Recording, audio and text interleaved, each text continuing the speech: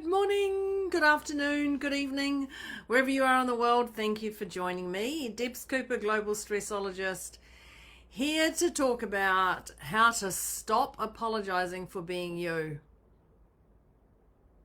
Mic drop. How to stop apologizing for being you. Because even when we think about this can be an icky place to be. Sort of put my watch back on. How to stop apologizing for being you is just a chaotic, crazy thing that can take us on a ickle journey. An ickle journey is actually just a nice version of saying you're going on a journey, it's not going to be that pleasant. So let me know, drop in the chat if you're a hashtag replay, that would be awesome, and where you are in the world would be fabulous. Thank you very much. But grab your note-taking device, pen, pencil, whatever it is, because I really want to get into this, because this is so common. I'm on a course at the moment, and there's so many people I'm finding who are just apologizing. Oh, I'm sorry for this, and I'm sorry for that. And I'm like, why are you sorry? Why are you sorry that you interrupted us? You didn't get a question answered, so let's find that out. But it's really interesting the amount of people who actually, oh, I'm sorry. My mum tells me this is the type of person I ask too many questions. It's crazy. It's literally crazy. So this is why I'm doing this, because it's more common, clearly, than what I think. So when I started to think about the problems of this, I was thinking about shrinking as a person to prevent your kickback. Now, when I talk about a kickback, I'm talking about when you shrink to actually express something and you know you're gonna cop some flack from it. If you don't understand my language, let me know, because I'll change my wording, but you're gonna cop some flack from it. And when I also think about it, it's meaning when you say sorry for things that don't even need an apology. Say sorry for things that don't even need an apology. And there's a gentleman I've been following, a little funny guy, I shouldn't say little, he's not little, but a funny guy about menopause, when you've got partners with menopause, and sometimes even breathing, you have to say sorry for breathing near them. And I had to giggle, and I went, oh my God, that's so true, because it's not even just menopause. Sometimes someone's breathing so loudly you just want to, yeah, we'll just let that one drift off into the wonderland there. So I understand this, but just know that you're human. The key here really is to go, you're human. And remembering you're human actually helps you with your emotions. Now, we know that you can only handle your decisions, actions, and emotions. They're the only things you can control in this world. But you are human. So remember those decisions, actions, and emotions, because they are what keep you functioning. But let's change this, you're only human, to a different human experience, so you don't actually lose yourself in this. So one of the things I would say would be a top one is actually shoulders back and be firm in your decisions. Stand firm in your decisions. Now, when I talk about shoulders back, actually have some certainty, because if you're going to come in and you're going to go, I just want to let you know, and you really just weakened yourself to something that you're not even looking in the eye, and you're shrinking, you're coming in, no one's going to want to deal with you. Let's just be honest. If you're weak as anything, no one's going to want to deal with you. So you actually have to stand tall, shoulders back, and be a little bit more, I've got this. Because if you're not got, I got this, then you're actually not going to be able to go forward with your decision. So when I say I've got this, just remember to own your choices. And when you're going to own your choices, you're going to do it without explaining them. Oh, now that's a whole new concept, So we're going to own your choices, but without actually explaining them. And so when you say, this works for me, that's enough. This works for me. That's it. This works for me. So simple. You also, if you can say no often, and when I say no often, say no as much, even if you say to your partner or your kids, today I'm going to say no to as much as I can. Let's put it into a game to get you practicing to say no, because once you start saying no so naturally, the world opens up for you. And even if you just say this to your children and you're doing a little bit of a banter, or close friends, today I'm just going to say no to everything. Imagine that, instead of saying yes to everything. So say no often. And there's a little favourite saying I have is, may your head and heart speak with one voice. And that came from my podcast buddy, one of her tea bags actually. I love that. But when you speak from the heart, it makes a big difference and people hear you. So if I was to give an example, I was thinking about this. If it's somebody questions you why you're not attending an event, think about it. Someone goes, oh, why are you not attending the event? All you've got to do is just go, that doesn't align with my priorities right now.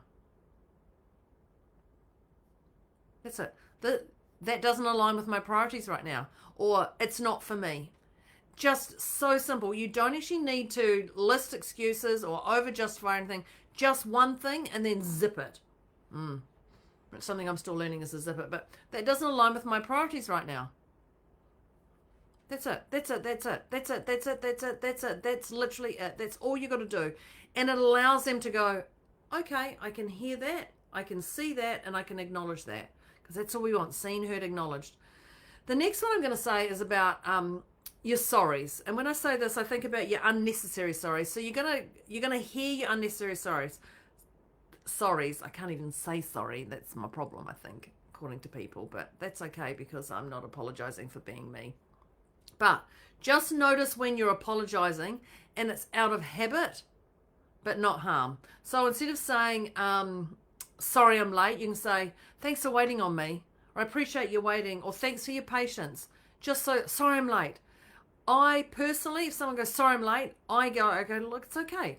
But I would rather them say, thanks for waiting, I appreciate you waiting, thanks for your patience, I'm here now. Any of those things is just acknowledging somebody with a thank you is way more fulfilling in my heart and yours, I'm sure.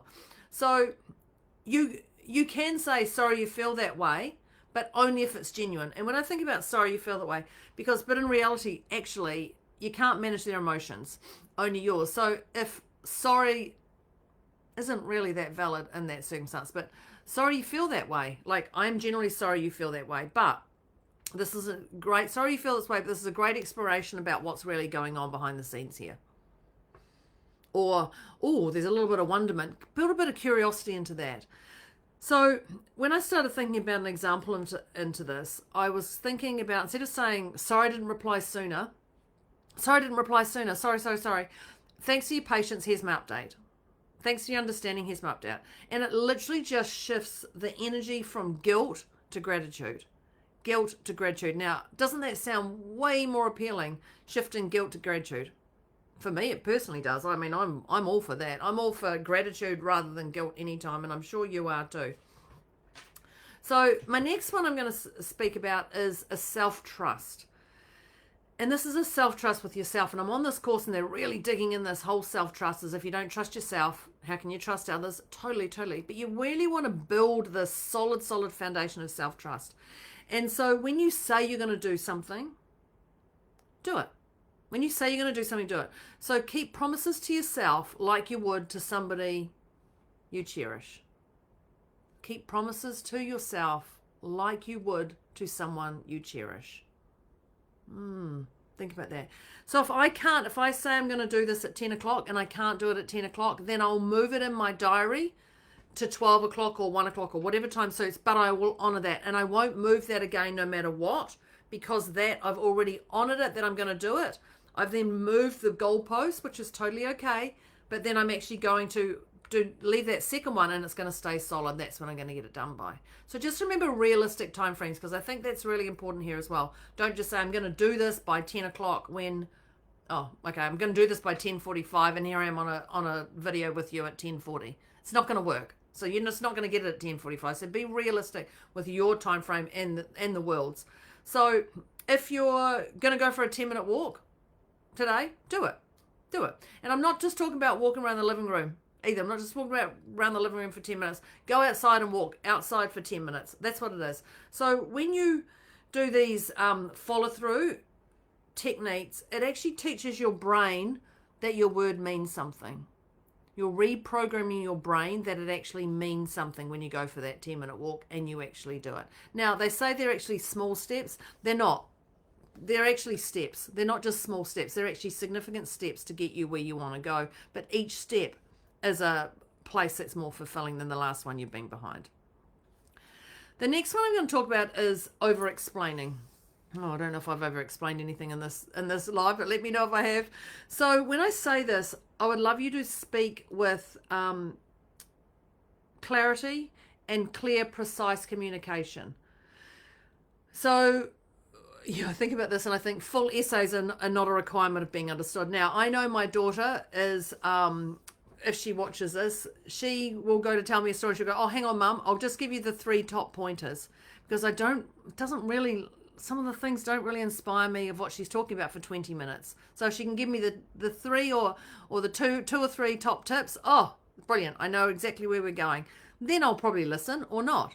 I'm very honest with that. But we're going for bullet points here, so we don't want that whole big screen of everything we're going to talk about when we can just get it across in 2 or 3. Now, if you're a storyteller, that's great. There's a time and a place for storytelling, and there's also a time and a place when you just want to get those bullet points out. So when you speak, make sure you mean that you're clear communication and it's calm.